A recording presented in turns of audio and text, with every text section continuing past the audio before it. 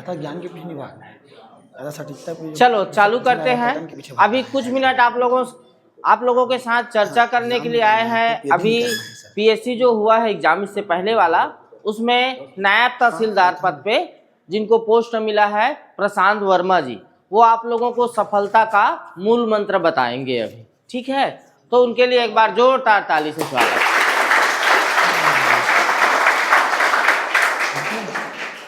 और आज कुछ दिवस भी है, ठीक है? तो सर झुके उनकी शहादत में जो शहीद हुए हैं हमारी हिफाजत में, ये पुलवामा सहित भारत के उन सभी शहीदों को जिन्होंने हमारे हिफाजत के लिए अपनी बलिदानी दिया है, अपने कुर्बानों की, उन सभी को मैं चंद्रहासिनी एकेडमी की इस ऑनलाइन प्लेटफॉर्म से नमन करता हूं, वंदन करता हूं, क्योंकि उनके शहादत के कारण ही आज हम सुकून से जी रहे हैं, ठीक है? और आज पश्चिमी सभ्यता को मानने वाले भी लोग हैं भारत में, जिनके लिए आज कुछ विशेष दिवस है। क्या दिवस है सब जान रहे हो। तो हम मनाते हैं आज मातृ पितृ दिवस, और जो लोग कुछ अलग दिवस मनाते हैं उनके लिए भी कुछ शब्द बोलना चाहूंगा, ठीक है? आपका हक है मनपसंद शादी करना, आपका हक है मनपसंद शादी करना, लेकिन ये माँ बाप की इज्जत के कीमत पर नहीं होनी चाहिए। मैं जो समझाना चाह रहा हूं, ये छोटी सी बात पे आप समझ गए होंगे कि सब व्यक्ति का हक है कि उनकी मनपसंद से उनका शादी हो, लेकिन याद रखना कभी भी ये माँ बाप की इज्जत, इसकी कीमत नहीं होनी चाहिए, ठीक है? क्योंकि जीवन में 75 आएंगे और 75 जाएंगे, जीवन भर वही साथ निभाएंगे जिसे पापा खोज के लाएंगे। तो आप कुछ भी ऐसा काम मत करना जो इस धरती के हमारे भगवान रूपी माँ बाप को परेशानी में डाले। उनकी इज्जत कम नहीं होना चाहिए, उनका सर कभी झुकने नहीं देना है। चलिए आइए एक बार पुनः स्वागत करते हैं प्रशांत वर्मा जी का।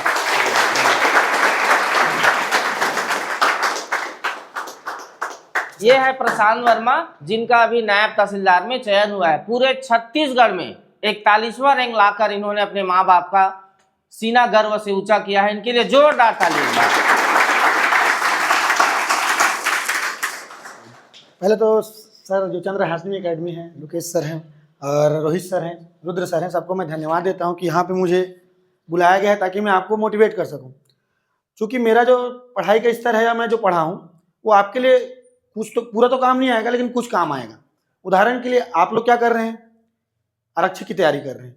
चूँकि आप सभी ने अपना फिजिकल बहुत अच्छे तरीके से दिया है, तो आपको पता है कि मेरा फिजिकल अच्छा गया है, आप आरक्षक की एग्ज़ाम दिलाने के लिए क्वालिफाइड हैं।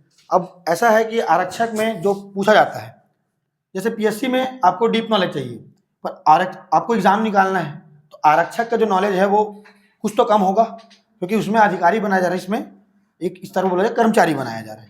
तो उसका जो एग्ज़ाम है, ऐसा नहीं बोलो कि कर्मचारी छोटा होता है अधिकारी बड़ा होता है, एक पद का स्तर होता है, एक पद सोपान होता है, उसके आधार पर किया जा सकता है। अभी जैसे कि सर ने बता रहा था कि यहाँ सब कई लोग ऐसे हैं जो ज्ञान के पीछे भाग रहे हैं। चूँकि मैं भी इस फील्ड में रहा हूँ तो बहुत ज़्यादा पीएससी भी ज्ञान नहीं मांगता, एग्ज़ाम की जो मांग है उसके हिसाब से पढ़ाई हो तो ज़्यादा अच्छा होता है। किसी चीज़ को उस मात्रा में पढ़ो जो एग्ज़ाम मांग करता है।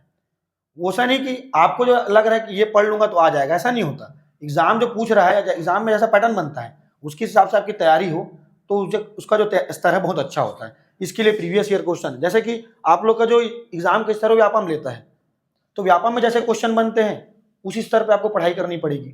आप पीएससी में जैसे क्वेश्चन बनते हैं उस हिसाब से पढ़ाई करोगे तो फिर बुक पे बुक चढ़ते जाएंगे। इस पर एक आशीष कुमार दीपक का एक कविता है कि जितना कम सामान रहेगा उतना सफ़र आसान रहेगा, जितनी भारी गठरी होगी उतना तू हैरान रहेगा।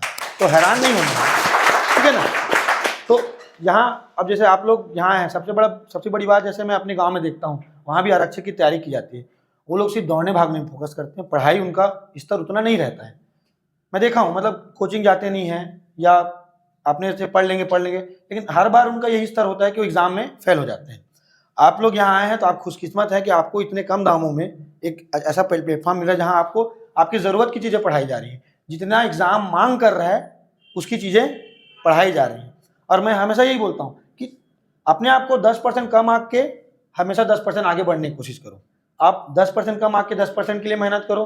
अगले बार जब जाओगे तो फिर बोलो कि मैं 90% ही हूँ, फिर 10% के लिए मेहनत करो। ये मेरा 10% का रूल है। लिंडेमान का 10% का रूल तो पढ़े ही होंगे। लेकिन ये मेरा 10% का रूल है कि हर बार अपने आप को थोड़ा कम आऊँ। इससे क्या होता है, आदमी थोड़ा हवा में नहीं रहता है, झुक के चलता है, हर जगह से ज्ञान लेने की कोशिश करता है, अपने को बेहतर बनाने की कोशिश करता है। तो हर बार कोई पढ़ा रहा है तो मैं जान रहा हूँ इस कंडीशन में ना रहें, और अगर कोई बता रहा है, कोई अनुभवी व्यक्ति बता रहा है जो बहुत समय तक पढ़ाई किया हुआ है, जो देखा है, एग्जाम के पैटर्न से गुजरा हुआ है, और हर बार आपके लिए बैठ के एनालिसिस कर रहा है, उनको पता है कि कैसा कैसा एग्जाम होता है, तो वही चीज़ आपको प्रोवाइड किया जा रहा है। और जब आपको प्रोवाइड किया जा रहा है तो उस स्तर पे आपको पढ़ाई करनी जरूरी है। आप अपना मेहनत, ताली दोनों हाथ से बजता है, आपको ही मेहनत करनी पड़ेगी, बट जो बताया जा रहा है उसको अच्छे से करनी पड़ेगी। एक टाइम टेबल सेट करना पड़ेगा, एक रूटीन सेट करना पड़ेगा, लेकिन इस रूटीन में रिजिडिटी नहीं होनी चाहिए, कठोरता नहीं होनी चाहिए कि मैं सुबह उठूंगा तो 5 बजे से पढ़ूँ। आपको नहीं बन रहा है तो थोड़ा ऊपर नीचे कर सकते हैं। एक लिमिट टाइम सेट होना चाहिए। जैसे मेरा टाइम सेट है लेकिन उसमें रिजिड नहीं हो कि मेरे को आज यही पढ़ना है, 2 घंटे ही पढ़ूंगा तो बनेगा। जितना आपका मन करे उस टाइम तक पढ़ें, जितना आप कर सकते हैं, जितना आपका दिमाग हिम्मत करता है कि उस टाइम पढ़ सकें, क्योंकि दिमाग जब तक लेने के लिए तैयार है, एक ज्ञान को लेने के लिए तैयार है, तब तक ही आप कर सकते हैं, उससे ज़्यादा नहीं। लेकिन यहाँ इसलिए है कि भाई मात्रा, कितना मात्रा है, तो ज़्यादा ज्ञान में जाएंगे तो दिमाग हौच-पौच हो जाएगा। एग्जाम जैसा पूछा जाता है, एग्जाम में उतना टफ नहीं पूछा जाता।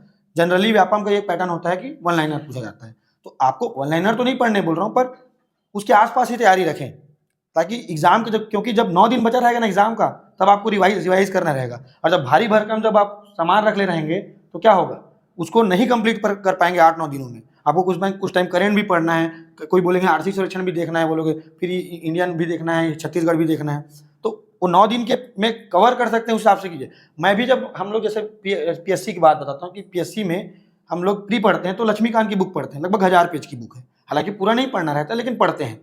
जस्ट वही जो संविधान है वो मेंस में 50 नंबर का हो जाता है, 50 नहीं 25 नंबर का हो जाता है, तो 20 पेज का बुक नोट पढ़ता हूँ। तो यही ना, मांग के अनुसार पढ़ाई, ठीक है ना, तो ज़्यादा नहीं पढ़ना है। अब तो मैं बहुत कुछ बोल दिया हूँ, एक मात्रा की बात बोल दिया, सामान कम रहे उसकी बात बोल दिया, अपनी पढ़ाई के थोड़ा बहुत ज्ञान दे दिया, क्योंकि बहुत समय नहीं है आप लोग के पास, है मेरे पास भी अपना समय, वैल्यूबल समय निकाल के आपको बता रहे हैं, और सर लोग को पढ़ाना भी है, तो मैंने जितना बताया। लेकिन आपके मन में भी डाउट होगा, होते हैं डाउट, आदमी पूछना नहीं चाहता, इसका अंतर होता है, लेकिन डाउट सबके मन में होंगे, चाहे किसी के भी रिलेटेड हो। आप आरक्षक के बाद पीएससी कैसे करें इसकी भी डाउट होगा, लेकिन अभी फिलहाल आपका जो फोकस है वो एक पक्षी होना चाहिए, द्विपक्षी नहीं होना चाहिए। मैंने सिर्फ पीएससी, या तो फिर पहले एसएफ की पढ़ाई, फिर सिर्फ पीएससी की पढ़ाई, उस बीच में इसका पढ़ाई मेरा इतना अच्छा था कि बाकी एग्जाम निकल गया। मैंने एसआई का एग्जाम भी निकाला है, बस मैंने फिजिकल नहीं गया। तो वही कि मेरी पीएससी की पढ़ाई अच्छी थी तो इसमें हो गया। आप आरक्षक कर रहे हैं, पढ़ते रहिए, क्या पता उससे रिलेटेड कोई दूसरा एग्जाम आ जाए और आपका आरक्षक पढ़ाई इतना अच्छा हो कि वो एग्जाम निकल जाए। तो एक चीज, हमेशा एक पक्षी रहना चाहिए। दूसरे एग्जाम का फॉर्म भरो, मना नहीं करता, पर एक पक्षी जो तैयारी होती है, एक पक्षी होती है कि एक एग्जाम को फोकस करके की जाती है, उसके साथ राह में चलते चलते कोई आता है एग्जाम, वो निकल जाता है।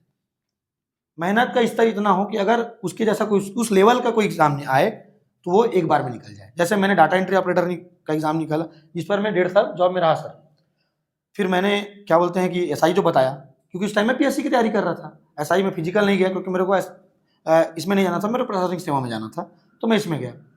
पटवारी मेरा 3-4 नंबर से चूका था। तो ये है, तो वो भाई है कि जो पीएससी का पढ़ाई मैंने इतना अच्छे से किया था कि जो राह में कोई एग्जाम आ रहा था स्टेट लेवल का, वो मेरे लिए आसान हो गया।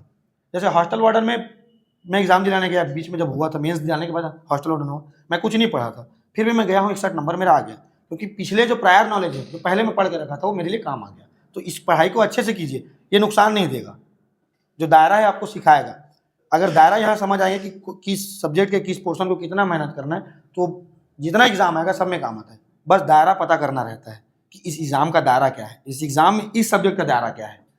ठीक है, वही चीज़ सर ने भी कहा कि इनको यही बताइएगा कि दायरा क्या है। तो ये दायरा बहुत ज़रूरी है, एक सीमा बहुत ज़रूरी है। मैं भी ज्ञान के पीछे बहुत भागा हूँ, मैं भी छत्तीसगढ़ का हिस्ट्री का 3-3 बुक पढ़ा हूँ, कोई मतलब नहीं। उस जिस बार मैं पढ़ा था उस बार तो एग्जाम निकला नहीं, लेकिन जिस बार एक पतला सा बुक पढ़ा उसमें एग्जाम निकल गया। दायरा पता होना चाहिए। और एक चीज़ जो मैं हमेशा वो करता हूँ, जो फोकस करता हूँ, कि वो 2 घंटा, कितना घंटे का एग्जाम होता है सर इन लोग का? 2 घंटे, वो 120 मिनट आपका अच्छा होना चाहिए। इधर एक आध दिन गड़बड़ हो जाए कोई दिक्कत नहीं, इधर एक आध टेस्ट खराब हो जाए कोई दिक्कत नहीं, लेकिन उधर का जो 120 मिनट है या 2 घंटा है, उसमें आपका जो परफॉर्मेंस है वो बहुत अच्छा होना चाहिए। वहाँ आपका अप्रोच सही होना चाहिए, वहाँ आपका सोचने का तरीका सही होना चाहिए। देखो सिली जैसे प्रीवियस ईयर क्वेश्चन है, इजी क्वेश्चन, इजी क्वेश्चन छूटना गलत नहीं होना चाहिए। जो पहले इजी क्वेश्चन जो बुक में लिखा है हर बार पढ़ रहे हैं वो गलत नहीं होना चाहिए, उसका कोई सुनवाई नहीं है। 2 घंटे में अप्रोच सही होना चाहिए। जबरन का हवा में तुक्का नहीं लगाना है। नहीं बन रहा है क्वेश्चन तो मत बनाओ।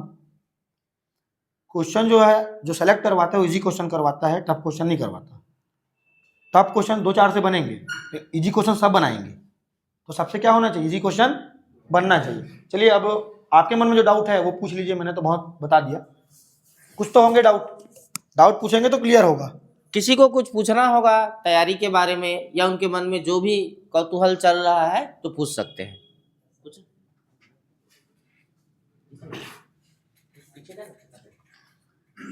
सर जैसे अब छत्तीसगढ़ का जो बुक है वो बहुत बड़ा है सर, तो किस चीज़ को पढ़ना चाहिए, किस चीज़ को छोड़ना चाहिए, उसको कैसे पता करें और कैसे इस प्लेटफॉर्म पे आगे बढ़ें? देखिए पहली बात तो मैं बोला ना, जितना कम सामान रहेगा उतना सफ़र आसान रहेगा। Yes, मैं sir. अपनी कमजोरी बताता हूँ यस सर। कि मैं अगर एक बुक में बहुत ज़्यादा डाटा रहेगा यस सर। तो मैं उसको पढ़ने ही लग जाऊंगा। मैं नहीं कर पाऊंगा, इसको एलिमिनेट नहीं करूँ। एक टाइम मेरे को समझ आया कि ये बहुत एक्स्ट्रा डाटा है, तो जो चीज़ मेरे को लगता था देखो ये फिगर आउट आपको करना है कि आपके एग्जाम के लिए कौन सा डाटा इंपॉर्टेंट है, ये मैं नहीं कर सकता। कौन सा जैसे पीएससी के लिए जो इंपॉर्टेंट है यस सर। उसको मैंने फिगर आउट किया, तो आपको फिगर आउट करना है। सर से हेल्प ले सकते हैं, ये कोचिंग आ रहे हैं तो इतना तो आपको इतना क्वेश्चन तो करना पड़ेगा सर से। सर इतना मोटा बुक है मेरे को खत्म करना है, लेकिन ऐसा पूछता जब इतना डीप नहीं पूछ रहा है तो आपको कम पढ़ना है। मैं क्या करता था, एक मार्कर लेता था बुक में और जो डाटा मेरे को मतलब खराब लगता था उसमें मैं ऐसा मार्कर चला दिया हूँ। कभी बुक दिखाऊंगा, कभी फोटो खींच के भेजूंगा सर को बोलेंगे तो मैं पूरा मार्कर या फिर पेन में ऐसा कोचो बोचो कर देता था। हमारे तरफ पे एक शब्द है छत्तीसगढ़ी में, कोचो बोचो कर देना, मतलब समझ ही ना आए इतना काट देना। तो मैं वो करता था। आपको लगता है कि वैसे करके काम हो जाए तो ठीक है, नहीं तो मार्केट में और भी बुक मिल जाएंगे जो कम दिया है उसमें कर लो। लेकिन वही बोल रहा हूँ, नहीं आपको फिगर आउट करना है, उसको कोई बता नहीं सकता। अगर आपको ज़्यादा बुक है तो आप सर से आस्क कीजिए। सर लोग इसलिए तो हैं कि बताएंगे कि ये पोर्शन इस जो एग्जाम की तैयारी कर रहे हैं उसमें इस चीज़ का उतना वेटेज नहीं है कि आप इसमें दिन भर लगाएं अपना मेहनत, यही बताने के लिए तो है ना। Yes sir. इसलिए तो कोचिंग ज्वाइन किया कि यही सब डाउट क्लियर हो। तो मेरे से पूछने से अच्छा ये जवाब सर ज़्यादा से देंगे। Yes sir. ठीक है ना, Yes, sir. किस पोर्शन को अच्छे से पढ़ना है, क्योंकि मैं तो पीएससी के बारे में जान रहा हूँ, मैंने आरक्षी की तैयारी नहीं की है ना, उसके बारे में एनालिसिस किया है, लेकिन मैंने अपना एनालिसिस किया है कि मेरे पीएससी में कैसा आता था, तो उस हिसाब से मैंने एनालिसिस किया। आपको भी वैसा एनालिसिस करना पड़ेगा। Yes, sir. लेकिन फिर भी आप एनालिसिस नहीं कर पा रहे हैं तो सर लोग हैं। ठीक है ना। ठीक सर। और किसी को कुछ पूछना है? या जो डाउट है ना वो बुलबुले की तरह होता है, जब होता है पूछ लेना चाहिए, नहीं तो फट जाता है। ठीक है, और किसी को पूछना है? तो जाने से पहले एक पंक्ति जो हर जगह मैं बोलता हूँ बिल्कुल कि टूटे हुए सपनों की सुने कौन सी इसकी। टूटे हुए सपने मतलब जो सपना लेके चल रहे हो, जिसके लिए मेहनत कर रहे हो, वो टूट जाएगा तो क्या होगा, उसकी चीज़ की कोई नहीं सुनेगी। अंतर को चीर व्यथा पलकों पर ठिठकी। अगर वो टूटेगा और अंतर जो व्यथा आएगी मन में, दर्द होगा, पलकों पे आएगी, जब आंसू आ जाएगा या दर्द आएगा आंखों पे, तो क्या होगा, अंतर को चीर व्यथा पलकों पर ठिठकी।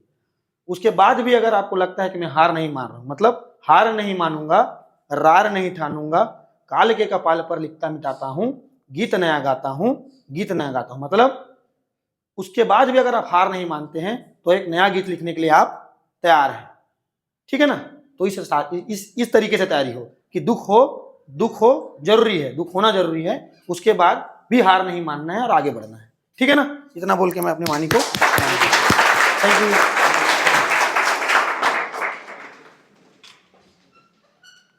ठीक है।